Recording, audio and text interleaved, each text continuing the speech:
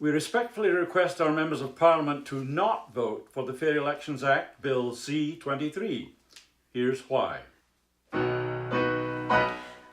C-23, the Fair Elections Act, which really isn't fair at all. A clever piece of legislation mixing some good reforms with some nasty clauses and omissions. Bill C-23, which favors one party and hinders everybody else. It has some useful reforms, but it hinders the searching of facts with which to prosecute. There's no added power to track down and punish election fraud. This is a reform bill, right? No legal tools, no laws with teeth to ensure investigators can access every document that's needed, every crucial record, and make those who know what's going on talk, so the guilty won't get away again with fraud, just like they did in the last election. You remember the 2011 election, with thousands of complaints about deceptive phone calls to voters. 3 years after Elections Canada launched an investigation, we know a few things. We know the Conservative Party's database was the source for misleading calls, and that charges are laid against one Conservative Party worker. But many questions are still unanswered. Investigators were hampered because federal parties don't have to provide full documentation for their paperwork, and several Conservative Party workers refuse to answer questions. Elections Canada has repeatedly asked for the power to make witnesses testify and have political parties show all their records. But Bill C-23 does not include the legal tools Elections Canada needs to investigate fully and prosecute, leaving future elections wide open for fraud and deception and the offenders going unpunished. Bill C-23, with its nasty, clever little clauses, like the one about inheriting money from supporters. There used to be no limit, but now it's $1,500. After all, if these individuals weren't allowed to donate large amounts when alive, it shouldn't suddenly change upon their passing. Except, as far as we know, dead supporters don't influence or benefit from generous donations to political parties, which is why bequests to political parties are traditionally not restricted.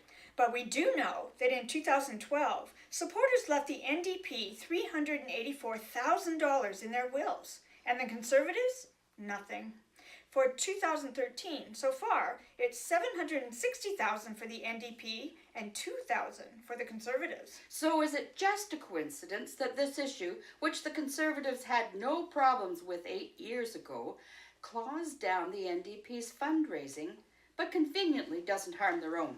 Bill C-23, with that interesting clause that strictly forbids the chief electoral officer from speaking in public about anything at all, except how and when to vote, or where and when to vote, and nothing else at all. Why should the head of Elections Canada not talk about our democracy, be ordered not to discuss election issues we face, like helping seniors to vote, or encouraging youth, or helping those who cannot read? This clause makes Canada the only democracy banning its electoral officer from discussing democracy with its citizens. Which benefits us how? It doesn't.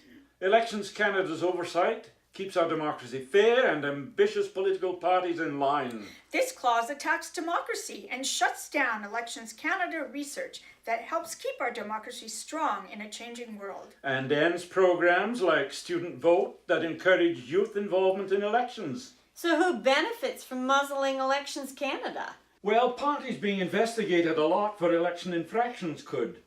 The Conservatives, for example, were charged and pled guilty to illegally moving $1.3 million between bank accounts in a campaign. And Elections Canada's investigation into the 2011 election fraud raised embarrassing questions about the Conservative Party, which won't explain how their party's carefully guarded database is connected to known fraudulent phone calls, or why their party workers refuse to cooperate with investigators. So if Elections Canada can't update citizens about who is or is not involved in ongoing investigations and what their findings of innocence and guilt are, A lot of bad publicity could be prevented for parties who aren't faring well in these investigations. And that would be very beneficial to certain parties.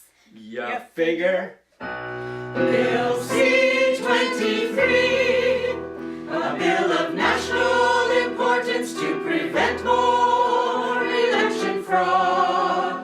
A bill drafted, of course, with widespread expert consultation. Well, not really. Not really?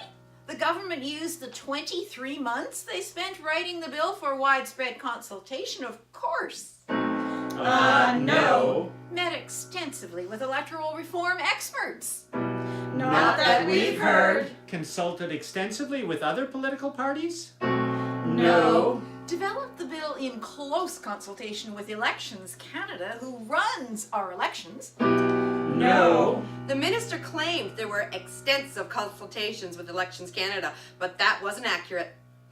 One short meeting with the chief electoral officer, reading his reports and not sharing any information is not extensive consultation. But the final draft was sent to Elections Canada for review and amendments? No.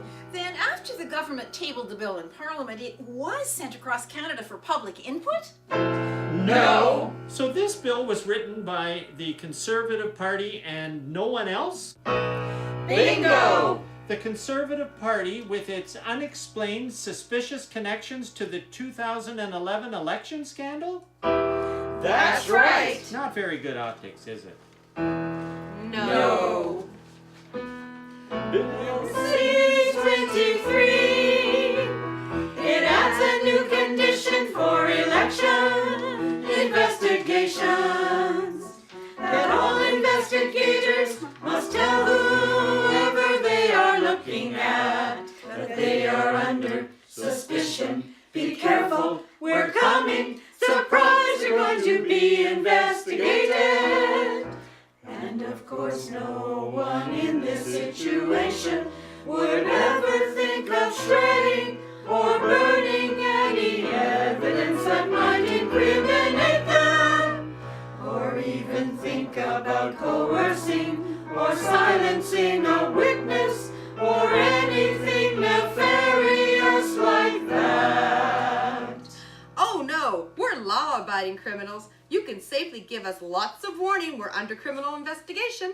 So criminals are given a tool to help conceal evidence and influence witnesses, but investigators are not given the tools to track down criminals? This is an honest reform bill. How? Bill C-23. Disgracia, partisan, conniving, self-serving, a manipulating, nasty little bill. A year and a half late, and this is what they give us, and then they say they're cutting off debate. For shame, for shame, for shame. Bill C-23, the disgrace and the shame of our country. A fair elections act which is so unfair and self-serving that anyone who votes for this nasty, spiteful, sneaky, filthy bill should be removed from public office and banned from ever